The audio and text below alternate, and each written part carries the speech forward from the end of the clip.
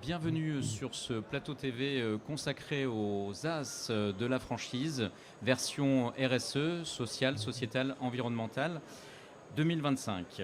Sans plus attendre, je vais vous présenter nos invités. Nico Paléa de Nico Pizza.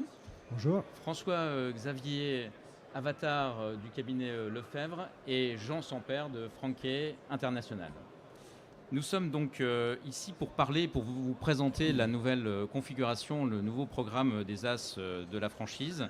Le nom a évolué. Précédemment, c'était les As de cœur, mais on a élargi, on a enlevé le cœur, mais on a élargi en fait le programme dans la mesure où on s'adressera aux actions environnementales, sociales et sociétales des enseignes.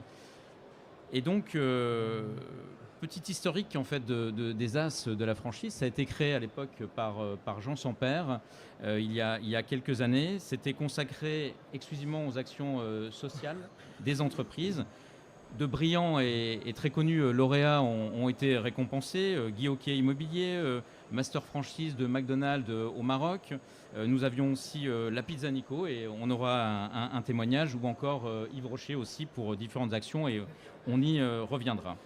Alors, la version 2025, on a souhaité la revoir, la faire évoluer. Avec le temps, les choses évoluent et donc on doit s'adapter. Le côté social sera traité, le côté environnemental, le côté sociétal, ce qui ouvre en fait le champ des possibles. Tout ça étant résumé, et on le connaît un peu plus sur la rubrique RSE des entreprises. Ce qu'on a souhaité, en fait, c'est l'ouvrir à l'ensemble des réseaux, mais aussi aux experts. C'est-à-dire qu'un cabinet d'avocats qui est vertueux sur tel ou tel domaine, eh bien, va pouvoir intervenir. Réseau de conseil, de services, et bien évidemment les franchiseurs et leur réseau. On a souhaité aussi intervenir dans le cadre d'une manifestation et une récompense qui sera donnée en fait sur Paris au mois de février 2026, le 3 précisément, au Théâtre des Variétés. Un lieu emblématique pour certains, donc Jacques Martin pour les plus anciens, mais en tous les cas un lieu très central, très intéressant en fait et magnifique en fait au cœur de Paris. On a souhaité que cette cérémonie se déroule en 3 actes. Bien évidemment, la remise des prix. Et à ce titre, chacun pourra candidater au travers de notre site. 5 questions, une petite vidéo de présentation. Donc l'idée, c'est pas d'alourdir en fait la démarche. Et ensuite, une sélection.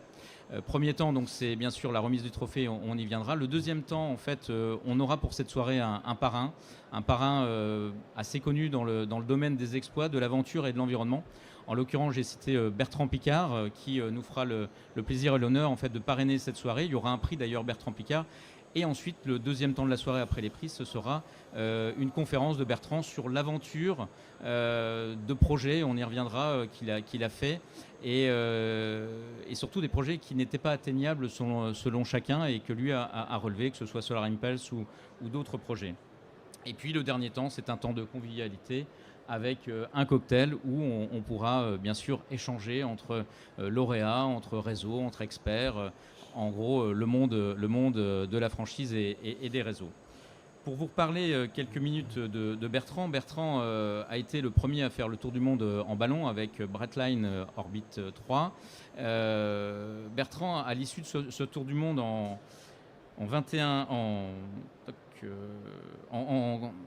traversant 2 océans, en visitant 33 pays, en fait, est arrivé et il lui restait 40 kilos de propane sur les 3,7 tonnes pour cette aventure.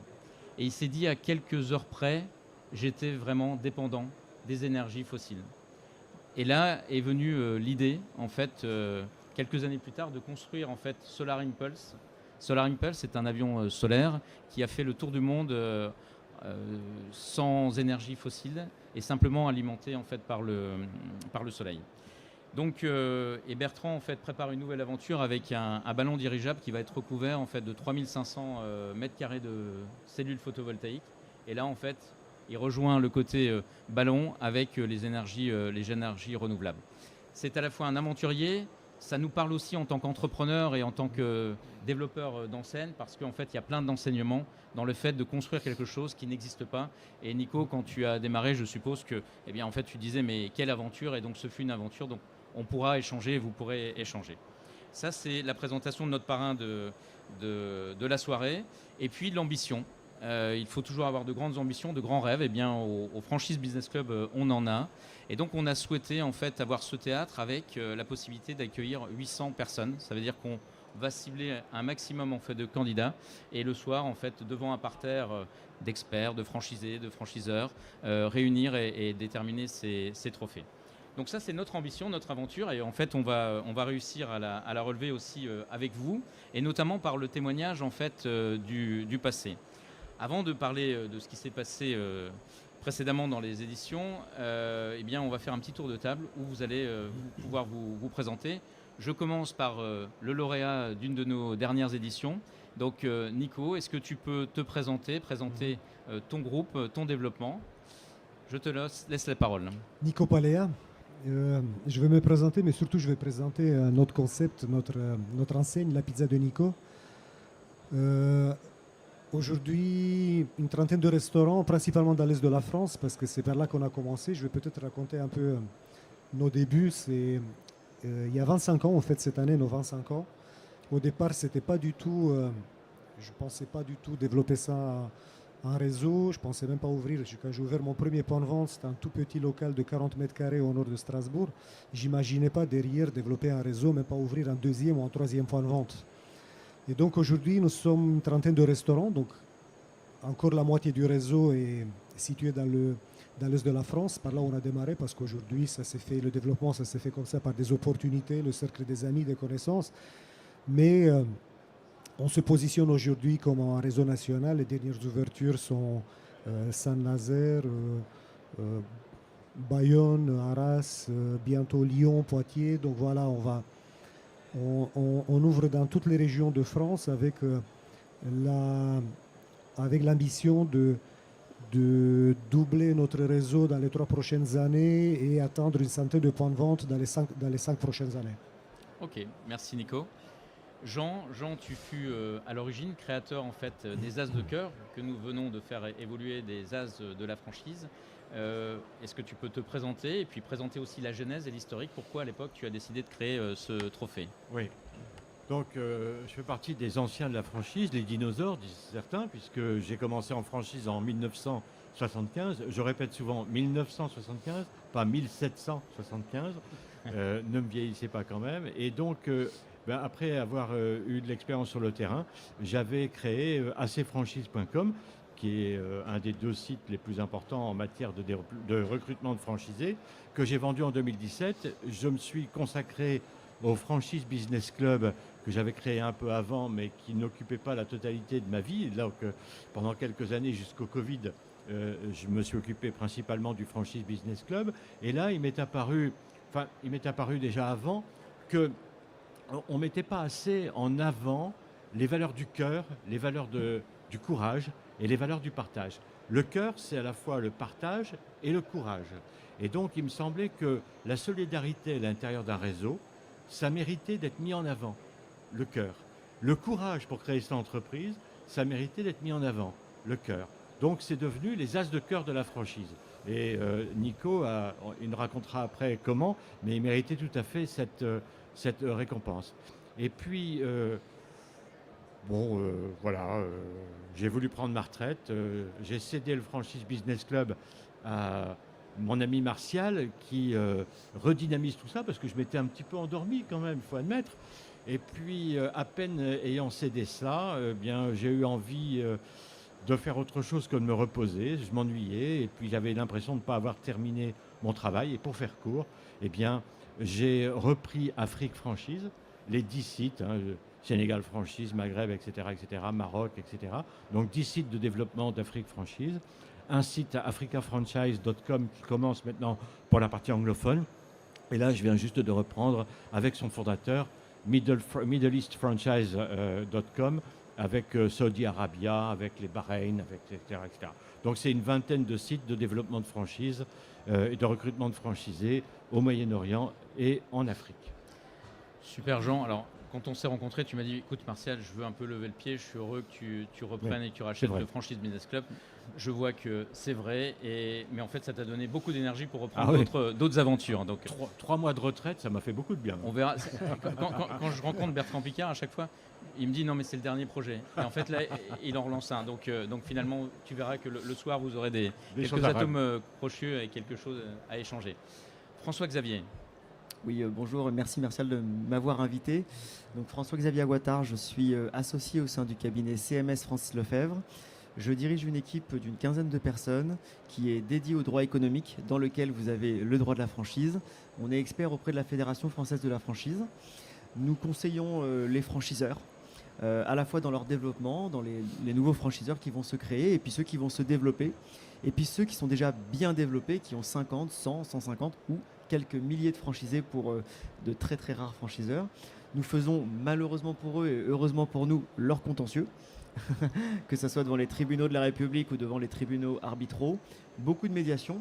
Et puis ce qui peut nous distinguer un petit peu, c'est que dans le cabinet, nous sommes quand même pas mal d'avocats et surtout nous avons 100 bureaux à travers le monde entier. Et je suis le seul, mon équipe est la seule à faire du droit de la franchise, ce qui fait que nous exportons et nous importons un certain nombre de concepts à travers plusieurs pays dans le monde. On en parlait notamment, vous allez ouvrir des bureaux au Canada, c'est ça? Alors exactement, le prochain ce sera le Canada et le dernier c'était l'île Maurice, d'où je viens. Très bien, ça se voit au teint. Ok, merci pour cette présentation. Alors revenons sur toi Nico. Finalement, pourquoi tu as décidé à l'époque de candidater? Tu avais fait des actions qui étaient assez remarquées et remarquables et tu t'es dit, finalement il y a les trophées, je vais candidater. Qu'est-ce qui t'a motivé? Et puis après tu nous raconteras pourquoi tu as été lauréat, bien sûr, en cette année. Déjà, moi je suis très content et je suis fier de l'opération qu'on avait réussi à l'époque qui nous a valu cette récompense. Donc je suis très content d'avoir fait ça. C'était pendant la période du Covid. Confinement, situation difficile pour l'ensemble de nous tous, mais notamment pour les étudiants. Je le sais très bien parce qu'une bonne partie de nos employés, ce sont des étudiants, donc ils se sont retrouvés enfermés chez eux, souvent dans des petits appartements, des peu de moyens. Et on s'est mobilisé et on a offert à l'époque 1000 pizzas à des étudiants pendant cette période très difficile. Et donc je suis très fier, il y a eu des témoignages à l'époque des étudiants qui... Je me rappelle d'une fille qui a même pleuré parce qu'elle a pu sortir de chez elle et manger une pizza. Ça a l'air, aujourd'hui, ça a l'air incroyable oui. Quand même. À l'époque, il faut s'en souvenir. Ouais. Il faut s'en souvenir, après quelques semaines, quelques mois de fermeture, pouvoir sortir de chez soi et manger, le simple geste de pouvoir s'acheter à l'époque. Nous, on l'a vendu, mais avoir une pizza, c'était quelque chose d'exceptionnel. Et nous, on a offert 1000 pizzas à des étudiants en difficulté. On a travaillé avec une association des étudiants qui a répertorié ces étudiants en difficulté. Il faut savoir que le critère de sélection pour eux un étudiant soit considéré comme en précarité, c'était des étudiants qui vivaient avec 80 € par mois. Il faut se dire 80 € par mois. Ouais. Et donc je suis très fier d'avoir pu faire ça. Et ensuite, c'est très bien que Jean, à l'époque, avec... le Franchise Business Club nous a donné l'occasion de mettre en valeur cette belle opération que nous avons faite. Et c'était bien parce qu'on a pu le dire. On a pu le dire à nos clients, on aurait pu le dire surtout à nos étudiants, nos employés et à l'équipe qui a mis en place à la tête de réseau cette opération. C'était valorisant. Et voilà, on est très fiers d'avoir ce trophée et d'avoir mis en valeur cette belle opération. Ça s'était fait sur quelle ville? Strasbourg. Strasbourg, okay, on est basé à Strasbourg. D'origine. Exactement. Okay. Exactement. Et est-ce que tu as finalement derrière cet événement, donc on était en 2021, tu as mis en avant ce trophée, ça a mobilisé tes équipes, ça a plu à tes clients, tu as pu finalement en faire la lumière et t'en servir en fait pour montrer en fait toutes les valeurs que vous avez chez Pizza Nico? Bien sûr, hein. Bien sûr, ça nous a donné l'occasion de mettre en valeur. On fait beaucoup de choses et donc ça, c'est une des choses qu'on a pu mettre en lumière. Et on fait référence aujourd'hui le trophée 2021. Donc quand on fait la rétrospective des années, des choses importantes dans l'historique de la pizza de Nico, c'est des ouvertures de points de vente, c'est des franchisés partenaires qui nous ont rejoints, des master franchises. Et en 2021, donc dans nos outils de communication, on parle du trophée de l'As de la franchise. C'est une belle récompense pour notre réseau. Donc 4 ans plus tard, en fait, c'est Ah oui, toujours on continue de parler, bien élément, sûr. On ouais. est très fiers de cet événement. Ok, super. En tous les cas, bravo, c'était une chouette initiative. C'est vrai qu'à l'époque, il faut toujours se recontextualiser. À l'époque, c'était un moment particulier. Les étudiants qui avaient des compléments de revenus par leur job, en fait, ne pouvaient plus avoir de revenus. Donc Exactement, c'était ils un se élément retrouvaient enfermés important, chez eux. Ouais, tout à fait. Souvent dans des petits appartements, avec beaucoup, en dehors du fait qu'on se retrouve enfermé avec peu de moyens, mais avec toutes les questions qu'on peut se Tout à poser, fait, ouais. de comment ça va se passer pour les études, pour l'après-études et tout le reste. Donc c'était des périodes, on a tous vécu de ça avec difficulté, mais je pense que pour les jeunes, ça a été encore plus difficile. Bon, on a la chance d'être collectivement résilient, donc on va regarder effectivement vers l'avenir. Si on garde les témoignages passés, Jean, quelles sont le ou les récompenses en fait qui t'ont personnellement touché, que tu as salué lors des remises? J'ai tendance à... Je vais commencer par les dernières, parce que dans les dernières, il y a O2 et le groupe WeCare. Oui. Et il se trouve que pendant 2-3 ans, on en parle un peu moins maintenant, mais pendant 2-3 ans, on en parle encore beaucoup maintenant, de la précarisation de la situation des femmes battues. Et puis, le groupe O2 a mérité les As de cœur de la franchise. Pourquoi? Parce qu'ils avaient bâti tout un ensemble de solutions. Ils n'ont pas donné 5 euros, ils n'ont pas donné 10 euros, ils n'ont pas donné un avocat, ils n'ont pas donné une aide précise. Ils avaient bâti vraiment un système d'aide où on commençait par sortir l'épouse battue ou la conjointe battue de son milieu familial en la logeant à l'hôtel, puis en lui permettant d'accéder à un appartement à elle, puis évidemment avec un soutien psychologique, et évidemment aussi avec une facilitation de l'accès au travail. Et en fait, au niveau global, je ne sais pas s'il faut rentrer dans le détail maintenant, mais il ne faut pas oublier que ces femmes étaient pour beaucoup des employés de WeCare. Ouais. Et donc WeCare prenait soin de ses propres employés en leur permettant d'échapper à des situations qui, c'est vrai, mettaient en danger leur situation personnelle, celle de leurs enfants, mais aussi la collectivité et la qualité du soutien que ces femmes étaient censées apporter aux personnes qu'elles aidaient. Ouais. Aller intervenir chez des personnes âgées ou garder des enfants quand on est une femme battue et qu'on ne sait pas comment on va rentrer le soir, c'est juste pas possible. Donc il y avait tout un ensemble de solutions qui étaient apportées pour aussi bien la qualité de vie de ces personnes que la qualité de vie des personnes aidées. Tout à fait. Donc Et ça c'est m'a vrai que semblé excellent. c'était un pourcentage du chiffre d'affaires qui est reversé sur un fonds Oui. qui alimente de façon anonyme. Enfin, il y a vraiment, je crois que c'est 4500 personnes, 90% C'est ça. de public féminin. Et c'est vrai que ça a été mis en lumière on l'avait reçu l'année dernière sur ce plateau. Et c'est vrai que c'est assez touchant et c'est une belle action. Ouais. Avec quelque chose qui est phénoménal, c'est que l'employeur qui verse ces cotisations ne sait pas qui en bénéficie. Tout à fait. Parce qu'il y a tout un système d'écran pour garder l'anonymat et préserver la fierté de ces femmes. Donc ces c'est vraiment collaboratrices, ouais. remarquable. Ouais. Un autre exemple? Un autre exemple, il y a par exemple Guy Hockey qui versait pour chaque mandat, ça ne se fait plus maintenant je pense, mais pour chaque mandat signé, qui versait 5 euros. C'est pas chaque vente, hein, c'est chaque mandat. Chaque mandat, oui. 5 euros pour une école, dont je ne me souviens plus du nom, pardon, mais qui était une école spécialisée pour la socialisation et l'accompagnement dans la société normale des handicapés, de certains types d'handicapés. Et donc, ce n'était pas quelque chose qui les mettait à part, c'est quelque chose qui les remettait dans le circuit. Donc ça, c'est remarquable.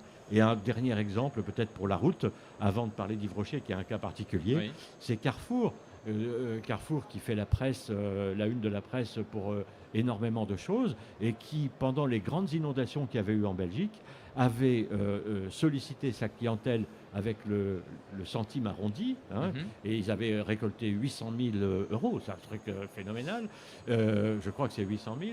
Ils avaient également donné des dizaines et des dizaines d'ordinateurs à l'administration, parce que les locaux de l'administration régionale avaient été noyés, il n'y avait plus un ordinateur qui fonctionnait. Ils avaient sollicité leurs troupes également. Enfin, ils n'avaient pas dû insister beaucoup. Spontanément, les franchisés sont allés aider des franchisés d'autres magasins pour les sortir hors de l'eau, etc., etc. Donc c'était là aussi tout un ensemble de choses qui servaient vraiment et qui n'étaient pas une petite action isolée, mais qui était une action construite dans l'urgence, mais construite. La situation exceptionnelle, et bien mobilisation Oui, effectivement exceptionnelle, et ça a été salué effectivement par les trophées. François-Xavier, le sujet finalement de la RSE, dans la mesure où en 2025, comme je le citais, on élargit en fait le spectre. Aujourd'hui, c'est un enjeu pour les entreprises. Comment vous, en tant qu'avocat, avec tes équipes, vous l'abordez, et quels sont les questionnements finalement que les enseignes se posent? Alors c'est un enjeu très important. C'est un enjeu important, on l'a vu effectivement juste un petit peu après le Covid. Les entreprises ont été en quête de sens. En plus de vouloir vendre, de vouloir se développer, ils se sont dit les mœurs ont évolué et les candidats ont évolué. Et au lieu de chercher, alors bien sûr tout le monde cherche à développer son chiffre, développer son réseau, développer son business, mais les jeunes, enfin la population des candidats s'est drastiquement rajeunie. Hier, on a animé une autre conférence avec d'autres prestataires et vraiment on sentait qu'en 40-50 ans, on est tombé du 40-45 ans, le candidat à peu près moyen, à 30, 35, en tout cas ça s'est rajeuni. Et donc les considérations pour choisir un réseau aussi. Il faut savoir qu'aujourd'hui les considérations RSE, c'est au moins 45% des candidats qui ont cette appétence RSE de se dire un réseau plutôt qu'un autre au regard de ses exigences. Alors, les réseaux nous ont posé pas mal de questions. Est-ce obligatoire déjà de se conformer à la RSE? Alors, pour certaines entreprises, ça l'est au regard d'une taille de chiffre d'affaires. Tout à fait, oui. Pour les autres, qui sont quand même la majorité, pas grand-chose d'obligatoire. La RSE, c'est ce qu'on appelle aussi chez nous la soft law. Donc vraiment, ce sont des normes non impératives qu'on s'applique ou qu'on ne s'applique pas. Alors, beaucoup se sont interrogés, notamment si on prend un exemple très simple, c'est la restauration. Des produits plus locaux, des produits plus green, des produits qui font moins de parcours entre le fournisseur et la vente. Sûrement la Pizza Nico pourra aussi nous en parler. Donc beaucoup se sont interrogés sur ça. Certains ont revu leurs fournisseurs, donc on a dû revoir nous les accords fournisseurs. Et pour faire un parallèle avec le droit, vous le savez, quand on est en franchise, on délivre ce fameux document d'information précontractuelle. Ce document doit comporter une certaine liste, qui est une liste qu'on retrouve dans le code de commerce, sauf que ce qu'on sous-estime souvent, c'est que cette liste, en fait, elle est non exhaustive, puisque se rajoute à cette liste un devoir d'information précontractuelle générale. Donc si vous avez, vous, franchiseur, une considération pour la RSE que vous souhaitez imposer à vos franchisés au titre du savoir-faire, au sens de la grande idée du savoir-faire, eh bien, vous ne devez pas le cacher. Et ça, c'est quelque chose de très nouveau, puisqu'on voit des petits contentieux naître un petit peu là-dessus. Mais c'est assez récent. Voilà, pour répondre un petit peu à ta question. Et puis ce qu'on constate au-delà des obligations réglementaires, qui sont variables effectivement par rapport à la taille des entreprises, il y a tout simplement la demande des consommateurs. Et c'est qu'on voit que toute génération, mais notamment sur les nouvelles générations, on a vraiment une appétence et un choix qui peut se faire en tant que client sur ces sujets. Est-ce que c'est quelque chose que tu ressens déjà, Nico, dans tes établissements? Clairement. C'est quelque chose auquel on accorde beaucoup d'importance. C'était déjà le cas il y a quelques années. Le Covid a accéléré cette tendance. On s'est un peu plus questionné par rapport à toutes ces choses-là et on accorde beaucoup d'importance. Le choix des fournisseurs, par exemple, on choisit des fournisseurs aujourd'hui, des fournisseurs qui partagent les mêmes valeurs que nous.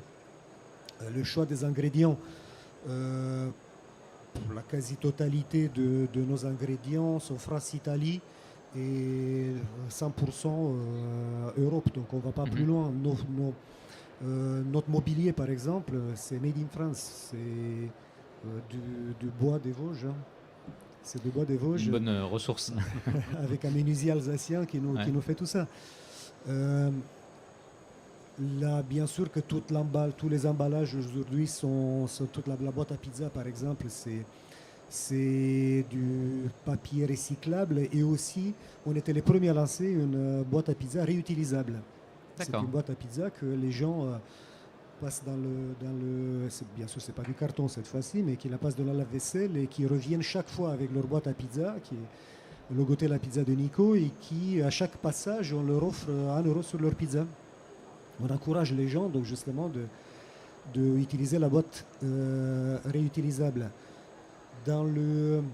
Également, dans le choix de notre équipement de cuisine, une des premières choses qu'on regarde, c'est la consommation énergétique. Et ça, on le faisait avant que le prix de l'énergie augmente, explose. Exactement. Ouais. On le faisait déjà. Et pour vous donner juste un exemple, les fours à pizza, on travaille avec des fours à pizza qui ont cuit à peu près à 320 degrés. Les fours sont tellement bien isolés que le lendemain, quand on le rallume, il est à 250 degrés. Oui. Donc voilà, toutes ces choses-là, on est très attentif et là on va bientôt démarrer un programme où on va calculer l'empreinte carbone de la pizza de Nico. D'accord. Et une fois qu'on a fait cette démarche, après on va voir comment est-ce qu'on peut la diminuer. On va voir tous les leviers par lesquels on peut diminuer cette empreinte carbone. Donc. Et c'est très important pour nous déjà de savoir qu'on mette en place tout ça. Donc c'est très important pour nous, pour nos clients, pour nos employés. C'est un des critères aujourd'hui. Par exemple, je sais que parmi les jeunes que nous employons aujourd'hui, il y a certains qui disent « moi je ne travaillerai pas pour une telle ou telle entreprise ». C'est aussi un des choix, des critères de nos franchisés.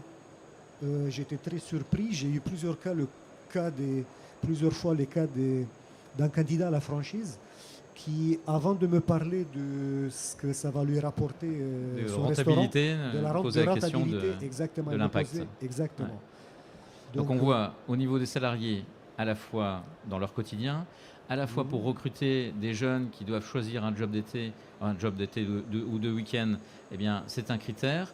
Pour les utilisateurs, là aussi, et bravo effectivement pour l'idée pour les partenaires franchisés. Et l'ensemble des partenaires. Donc vraiment à tous les niveaux, alors que tu n'as pas d'obligation légale aujourd'hui sur ces critères-là, mais tu l'as fait.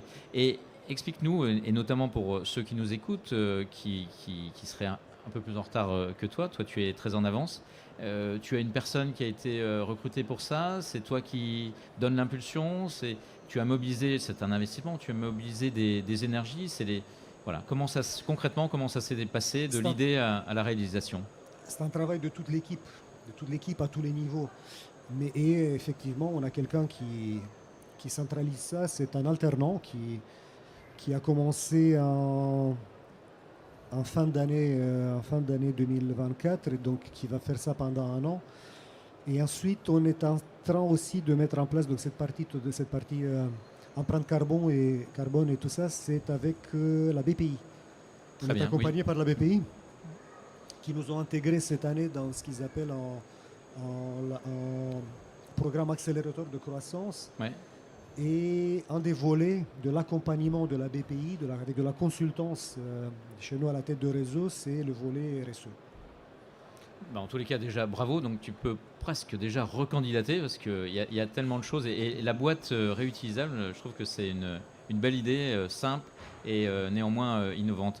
Merci. Si une question me vient, Jean, toi qui maintenant es parti plus à l'international et côté Maghreb et Afrique notamment, est-ce que ces enjeux-là sont des critères ou pas aujourd'hui? Est-ce que tu sens que là aussi, je sais que le Maroc, par exemple, où tu interviens, est très en avance, le pays. Et au niveau des franchises, est-ce que c'est un critère? Au niveau des franchises, je pense qu'ils ont, à court terme, encore des préoccupations basiques d'accès au financement pour les franchisés. Ils ont des problèmes de loyer, des problèmes d'importation, de passage de douane, d'exportation des redevances, qui fait qu'on sent que la société marocaine, notamment, mais aussi c'est vrai au Sénégal, en Côte d'Ivoire, font monter ces préoccupations. Ces préoccupations montent plutôt naturellement. De là à dire que c'est réellement déjà en application dans les réseaux de franchise, je pense pas encore, parce qu'on ne peut pas tout faire en même temps. Bien sûr. Faut d'abord vivre avant de bien vivre. Et le développement effectivement des réseaux de franchise, Voilà. on est au début en fait sur certains pays, donc mais il y a ça déjà arrivera vite. Ouais. une certaine sensibilité. On avait vu avec le cas d'Yves Rocher, mais je ne veux pas trop anticiper. Peut-être je peux en parler maintenant. C'est l'occasion. Yves Rocher, qui a comme préoccupation d'avoir évidemment des matières premières. Dans les matières premières, il y a l'argan qui est très important. Or, l'argan pousse sur des arganiers. Des arbres, c'est fragile. Et puis, les arganiers, la cueillette est faite par les femmes. Dans des régions où il y a très peu d'emplois féminins. Donc, ce qui est assez extraordinaire, c'est qu'on a un problème de reboisement, on a un problème d'approvisionnement, on a un problème de travail des femmes, on a un problème d'autonomie des femmes par rapport à la société assez traditionnelle dans laquelle elles vivent. Et tout ça, ça se règle par une action. Et cette action, à partir du moment où les femmes sont organisées en coopératives, ce sont des coopératives de femmes qui cueillent l'argan, qui le traitent, qui le préparent pour que l'industrie derrière puisse en faire quelque chose. Et ces coopératives, donc il y a un aspect social très fort, ces coopératives voient arriver Yves Rocher, qu'il connaissait évidemment déjà depuis longtemps, qui plante, je ne sais plus, des milliers d'arbres, des arganiers, dans une région où c'est nécessaire, où où ça va donner en plus du travail aux femmes et où ça a un impact écologique important. Donc voilà des choses qui ont été vraiment très appréciées au Maroc. Je sais, aujourd'hui, ils sont une centaine de franchisés au Maroc. C'est quand même considérable. Ça n'est pas étranger à leur investissement local. Tout à fait. Et c'est vrai qu'on retrouve, alors pour l'avoir vu, sur la région d'Essaouira, ces arganiers avec des coopératives exclusivement où exclusivement des femmes travaillent et gèrent. Et donc ça a permis l'autonomie du travail et en plus c'est agréable à visiter. François-Xavier, au niveau de tes clients, est-ce que tu as des exemples, alors pas forcément bien sûr des lauréats, mais en fait d'actions qui se sont concrètement mises en place au-delà en fait des obligations réglementaires, ou même si elles étaient obligées, hein. Alors oui, l'exemple le plus facile, c'est vraiment la restauration rapide, où on a eu énormément d'actions. Alors c'est vrai que la pizza Nico, c'est très très bien, cette petite boîte réutilisable. Je ne suis pas franchiseur, donc je ne vais pas piquer l'idée, mais très bonne idée. On a eu énormément d'actions, notamment si vous venez chez nous, nous reversons 50 centimes ou 1 euro à telle organisation. Des fois, il y a des actions coup de com', par exemple, de certains... je pense à des enseignes, notamment je perds mes mots, dans la... Je veux dire cuisine alimentaire pour chiens, mais c'est pas du tout ça. Je perds mes mots. Dans l'alimentaire pour chiens, quoi. Ah oui. Pour les animaleries, on va dire. L'animalerie, pet food, voilà, on va dire ça. Food en anglais. Qui eux vont redonner de l'argent à la SPA, par exemple, ou à des actions coup de poing avec Sea Shepherd, etc. Donc c'est vraiment des dons à chaque achat. Donc ça, c'est quand même des belles actions coup de poing entre guillemets en termes de com. Mais on distingue quand même les enseignes qui vont faire les actions de com par la RSE et ceux pour qui c'est vraiment une vraie valeur.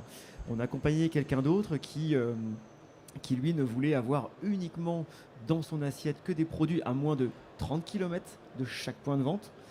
Alors ça pose quand même un problème, c'est l'homogénéisation du réseau, puisque un point de vente entre Brest, Lille, Monaco et Strasbourg, comment est-ce que vous avez exactement le même produit avec des fournisseurs un petit peu différents, mais ils arrivent en fait par les recettes notamment à quand même arriver à peu près au même goût, mais c'est quand même des belles actions. Et puis après aussi autour de l'équité, mixité entre hommes et femmes. Certains demandent vraiment à avoir autant de serveurs que de serveuses, que de cuisiniers, que de cuisinières, etc. Et c'est des choses qu'ils affichent naturellement. Donc nous, on encourage quand même toutes ces actions. C'est vrai que c'est des belles actions. Donc, ce qu'on peut constater, c'est qu'on est au-delà de l'obligation, on est vraiment sur une évolution de la société sur ces sujets-là, que ce soit les consommateurs, que ce soit finalement les acteurs, les franchisés et les franchiseurs. Donc on est vraiment sur une lame de fond.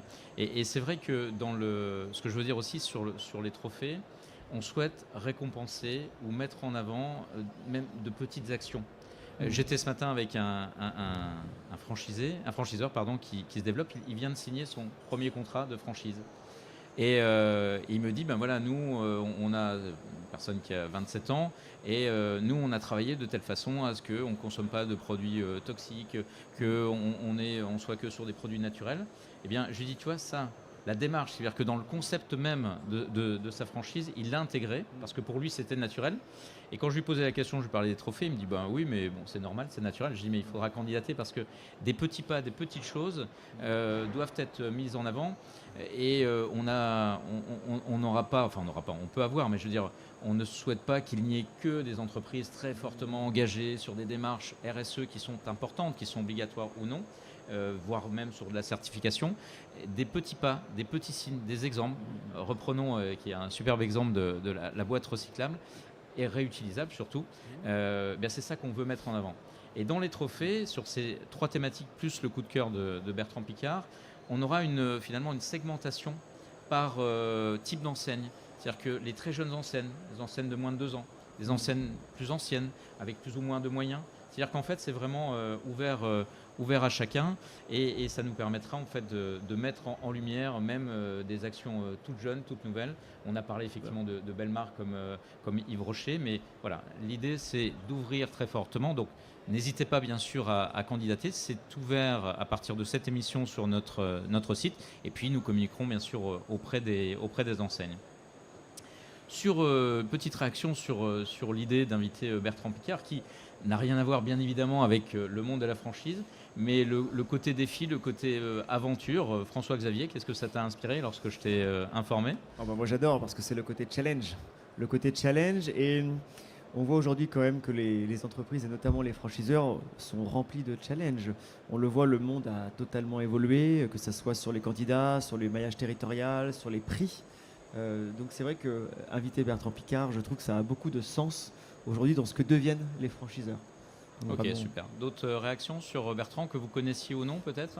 Nico, si, je connais pas mal. Ouais. On a échangé avant aussi. Je trouve que c'est une excellente idée. Et moi, j'ai hâte d'être déjà exactement. C'est en février, je crois, non ? Le 3 février, je dis pas. Le 3 février. J'ai hâte d'être le 3 février déjà, et d'écouter ses exploits, ses difficultés, parce que voilà, on apprécie l'exploit et la performance, mais pour arriver là, il a dû passer plein de difficultés, plein de caps et plein de remontées, plein de vagues.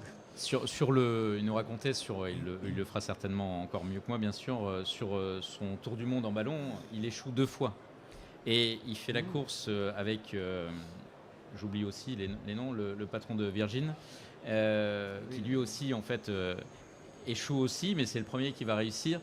Et il nous explique qu'il dit à ses équipes, voilà, nos collègues entre guillemets concurrents, ils essayent d'améliorer en fait le projet passé. Et nous, on a réussi pourquoi ? Parce qu'on est reparti d'une feuille blanche. On n'a pas essayé d'améliorer l'échec, on a essayé de réinventer les choses. Et 2 fois de suite, il réinvente. Il aurait pu se décourager. Et la 3e, il arrive. Comme je le disais, sur les 3 tonnes 7, il reste 40 kilos, donc ça se joue à rien. Mais là, c'est aussi un beau témoignage de persévérance et d'abnégation par rapport à la difficulté. Et c'est vrai que le parallèle se fait avec l'entrepreneuriat, le développement, parce que ce n'est pas un long fleuve tranquille, développer une entreprise ou une enseigne ou un réseau.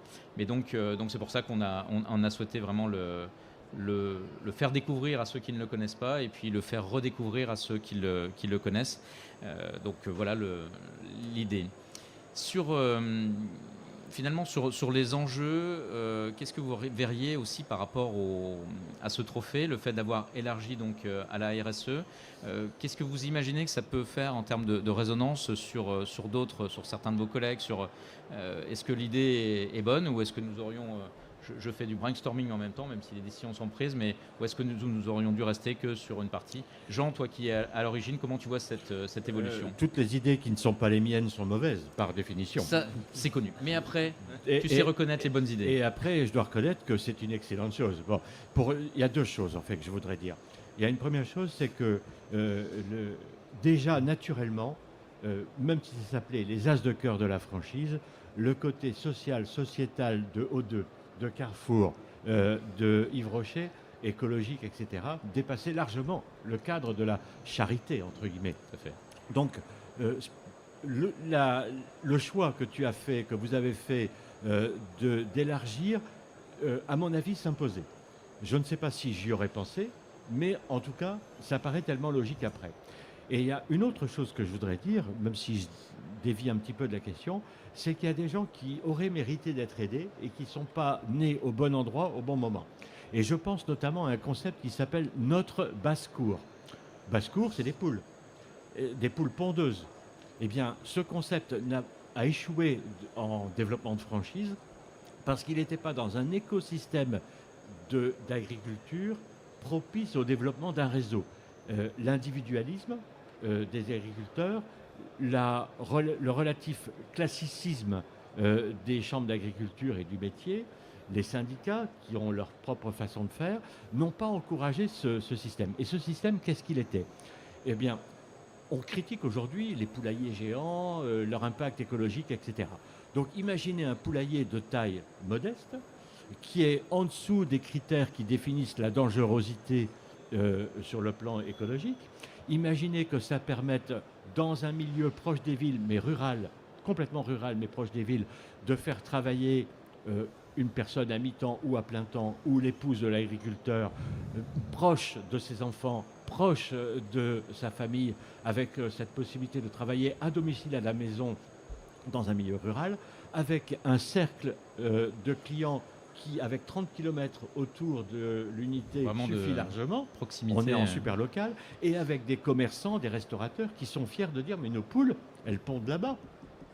Nos œufs, ils viennent Ça de va là. répondre aux besoins des 30 km Ouais, c'est ça. de François-Xavier. Et ça, c'est phénoménal. Et on n'a pas pu, parce que c'est tombé au mauvais moment, et on n'a pas pu les aider davantage en leur donnant un prix qui leur aurait permis d'avoir la lumière suffisante. C'est vraiment dommage. Donc aujourd'hui, ce sont des gens qui fournissent le système clé en main, mais qui ne font pas de franchise parce qu'ils n'avaient pas les moyens. Entre leur petite exploitation locale et le réseau, les moyens financiers n'étaient pas là. Et ils auraient peut-être pu les trouver en étant mis en lumière. Donc là, on est sur l'écologie, on est sur le sociétal, on est dans la RSE à plein. Et à la base, avec les petites entreprises, et on se rend compte que tout le monde peut être concerné. Donc ton évolution, l'évolution que tu mènes est excellente. Merci Jean. Donc on a tous les deux d'excellentes idées, c'est ça toi surtout. Mais c'est ce que tu dis est intéressant parce que l'idée aussi de ces trophées, c'est pas seulement en fait de remettre des trophées ou des diplômes, c'est de mettre en lumière différentes actions et à tous les niveaux. Prenons cet exemple qui est extrêmement chouette. Eh bien, effectivement, ça permet de créer de l'emploi local, de l'économie circulaire, de la proximité, de la nature. Et donc, l'idée de ces trophées et les valeurs qui nous portent et ce qu'on veut faire avec ce trophée, eh bien, en fait, c'est de mettre un maximum en valeur. Donc, on souhaite bien sûr qu'il y ait un maximum de candidatures. Et puis, c'est pour ça que, comme je le disais, on a vu grand avec... en réservant le théâtre des variétés, parce qu'on sait, on souhaite qu'il y ait beaucoup de personnes qui puissent venir, et ça mettra en lumière toutes ces actions qui sont faites. Si on se projette et qu'on sort peut-être un peu de ce sujet, Nico, quelles sont tes ambitions pour après-demain, ton développement, où en es-tu et quels sont peut-être les scoops environnementaux ou sociaux que tu peux nous livrer? Pour après-demain. Après-demain? Non, pour demain. Pour demain. Pour demain. Écoutez, on a plein d'objectifs à différents niveaux. Au niveau du développement, par exemple, là, on essaie de donner, on va donner un coup d'accélérateur à notre développement parce qu'on a passé ces périodes qui étaient difficiles pour l'ensemble du commerce, la période de Covid, l'inflation derrière et tout ça. On sort de tout ça, donc là, on a des belles perspectives de développement devant nous et on va essayer d'accélérer notre développement avec des ouvertures qui s'enchaînent là dans les prochains temps. Donc on va ouvrir bientôt le mois prochain à Nières-sur-Seine, ensuite à Maubeuge au nord de la France, Poitiers, Lyon, Lille. Donc l'objectif à court terme, comme je disais, c'est une trentaine de points de vente supplémentaires, donc doubler le réseau dans 3 ans. On l'a déjà fait plusieurs fois, on a plusieurs fois doublé le réseau. Hein. Super. Quand on a ouvert un deuxième point de vente, c'était déjà le cas. Et c'est le plus dur, le deuxième. Exactement. C'est vrai. Ouais. Exactement. Et donc, voilà, on a des belles perspectives. Donc, des belles perspectives. Et pour revenir au concours, je trouve que c'est une excellente chose. Et ce côté RSE aussi, c'est très bien parce que, comme je disais avant, on fait des choses, on a mis beaucoup de choses en place. Nous, on est déjà très fiers d'avoir travaillé et d'avoir mis tout ça en place. Et le fait de pouvoir être récompensé, c'est bien aussi. De pouvoir venir au Théâtre des Variétés le 3 février avec notre équipe, avec nos franchisés et récompenser surtout leur effort parce que je n'étais pas seul à mettre tout ça en place. Tout à fait. C'est une très belle chose. Et on est très contents et je suis sûr que ça va être une très belle soirée, quoi. Super. François-Xavier, le développement, alors autour bien sûr de la thématique franchise, mais du cabinet, quelles sont les actualités, les scoops peut-être, les projets? Eh bien, si on reste dans la thématique RSE, nous aussi, on s'intéresse de très près à la RSE. Plusieurs choses. Alors, notre équipe, elle est assez engagée pour la cause animale. On agit ce qu'on appelle, nous, pro bono, c'est donc gratuitement pour des causes qui sont notamment la Ligue des animaux. C'est une cause qui défend tous les animaux maltraités, malheureusement. Également Sea Shepherd, qui est plutôt une association très coup de poing pour tout ce qui est la faune maritime. Et puis, on est engagé, mais dans une très moindre mesure. Nous sommes référencés auprès d'Avocats sans frontières pour défendre des personnes qui subissent de graves injustices entre guillemets dans le monde entier, et on est référencé en France. Et cet investissement finalement, il se fait d'un point de vue financier ou par mobilisation des collaborateurs? Par mobilisation des équipes. Des équipes, donc, Ouais, ce qui est ouais. une belle dynamique. Exactement. Ok, super. Jean, j'ose pas te poser la question, parce que Alors, à chaque fois tu me dis j'arrête, mais bon, allez, je pose la question. Ton épouse n'est pas connectée, donc tu peux tout dire. Alors, en tant que retraité soucieux de fêter mes 50 ans de mariage l'année prochaine, je vais être très prudent. D'accord. Donc, je vais me limiter à mes objectifs actuels, qui consistent à développer les 20 sites de développement de franchise, de recrutement de franchisés qu'on a en Afrique et au Moyen-Orient. Et plus sérieusement, enfin pas plus sérieusement, mais aussi très sérieusement, de bien faire comprendre que l'objectif d'Afrique Franchise et de MiddleEastFranchise.com, c'est pas uniquement d'avoir de la vente de franchises et des franchiseurs qui trouvent des franchisés, c'est aussi d'accompagner le développement des pays africains. En ce sens que l'économie africaine a besoin de modernisme, de modernisation de son commerce, de lutte contre le commerce informel, de faire rentrer de la TVA et des cotisations sociales dans les caisses de l'État, etc., etc. La franchise est un outil de modernisation du commerce, de satisfaction du consommateur et également un outil qui est vertueux sur le plan de l'équilibre des recettes de l'État et de la vérité des comptes.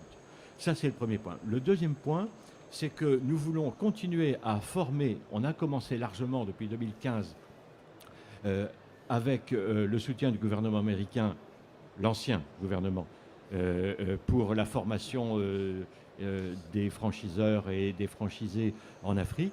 Il se trouve que là, c'est un peu stoppé, donc on a pris le relais et on forme gratuitement ou à des prix défiant toute concurrence des franchiseurs locaux, parce qu'il est très important que l'Afrique se développe avec des franchiseurs de leur pays et pas uniquement avec des franchises importées. Il faut les deux.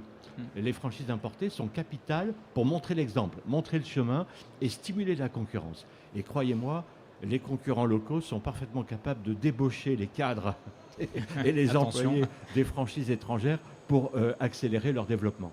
Donc ça, c'est notre objectif, c'est de faire participer davantage les acteurs locaux, surtout dans des pays où les franchises sont principalement aux mains de certaines catégories sociales, ce qui est très bien, ça montre le chemin, mais il faut que ça s'étende et que ça se développe dans l'ensemble de la population. Il faut que tous les gens en profitent. Un jeune créateur qui veut se développer, créer sa franchise, il faut que ça lui soit possible. Un truc tout bête, il y a un jeune créateur d'entreprise qui s'est associé avec celle qui avait l'idée, et ce sont des kiosques de distribution de produits frais, autonomes, réfrigérés, alimentés par le solaire. C'est pas en Belgique, c'est en Côte d'Ivoire. Alimentés par le solaire, reliés par caméra et par informatique directement au téléphone portable du franchisé, qui peut vérifier ses équipes, etc. C'est d'une modernité incroyable. Et ça coûte 12 000 €. pour 12 000 euros, on a, ça mérite un coup de pouce quand même. Tout à fait. Alors, on ouvrira d'ailleurs peut-être à un moment, effectivement, à l'international, en fait, ce trophée.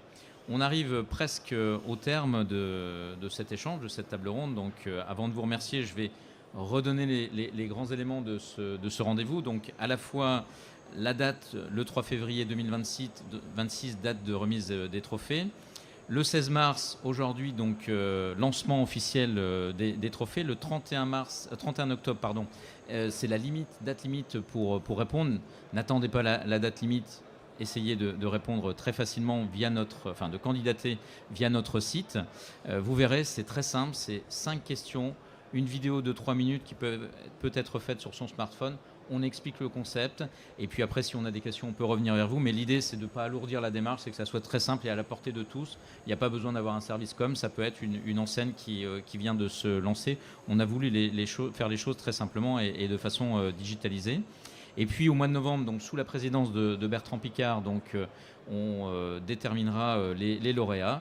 Et l'année, quelques semaines plus tard, on fera cette remise donc, au Théâtre des Variétés, au cœur de Paris, avec 3 temps forts, la remise des trophées, action sociale, environnementale et sociétale, différentes catégories en fonction de la taille et de la date de création en fait, de ces enseignes. Le moment d'intervention très motivant, très inspirant en fait, de Bertrand lors de sa conférence. Et puis un temps de convivialité avec un cocktail qui sera bien sûr offert. Les candidatures, Nico me posait la question, donc les candidatures sont gratuites. Bien évidemment, le modèle économique sera de trouver aussi un certain nombre de partenaires. Nous serons bien sûr nous aussi financeurs. Mais l'idée, c'est que ça soit ouvert à tous et qu'il n'y ait pas de sélection par rapport à des coûts de candidature.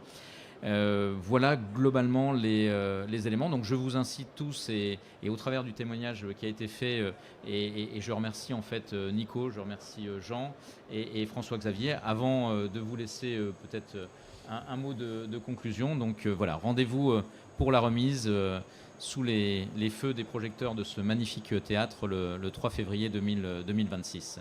Nico, un mot de conclusion.